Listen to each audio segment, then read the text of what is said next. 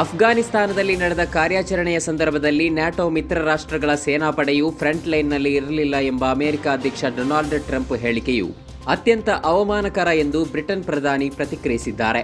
NATO ಪಡೆ ಕುರಿತು America ಅಧ್ಯಕ್ಷರ ಹೇಳಿಕೆಯನ್ನ ತೀವ್ರವಾಗಿ ಖಂಡಿಸಿರುವ ಸ್ಟಾರ್ಮರ್ ಟ್ರಂಪ್ ಕ್ಷಮೆಯಾಚನೆಯನ್ನ ಬಯಸಿದ್ದಾರೆ. ರಾಜ್ಯಾದ್ಯಂತ ಕಾಣೆಯಾದ ಮಕ್ಕಳು ಮತ್ತು ಕಾಣೆಯಾದ ವ್ಯಕ್ತಿಗಳ ಪ್ರಕರಣಗಳಲ್ಲಿ ಕಾಣೆಯಾದ ವ್ಯಕ್ತಿಗಳ ಘಟಕಗಳು ಮತ್ತು ಕಾಣೆಯಾದ ವ್ಯಕ್ತಿಗಳ ದಳಗಳನ್ನು ರಚಿಸುವ ಮೂಲಕ ತನಿಖೆ, ಮೇಲ್ವಿಚಾರಣೆ ಮತ್ತು ಸಮನ್ವಯವನ್ನು ಬಲಪಡಿಸಲು ಘಟಕ ಅಧಿಕಾರಿಗಳಿಗೆ ಪೊಲೀಸ್ ಮಹಾನಿರ್ದೇಶಕ ಡಾಕ್ಟರ್ ಎಂಎ ಸಲೀಂ ಅವರು ಸುತ್ತೋಲೆ ಹೊರಡಿಸಿದ್ದಾರೆ. ಗಂಗಾವತಿ ಶಾಸಕ ಜನಾರ್ದನ ರೆಡ್ಡಿಗೆ ಸೇರಿದ ಮಾಡೆಲ್ ಹೌಸ್ ಅಗ್ನಿ ಅವಘಡ ಪ್ರಕರಣಕ್ಕೆ ಭಾರೀ ತಿರುವು ಸಿಕ್ಕಿದೆ.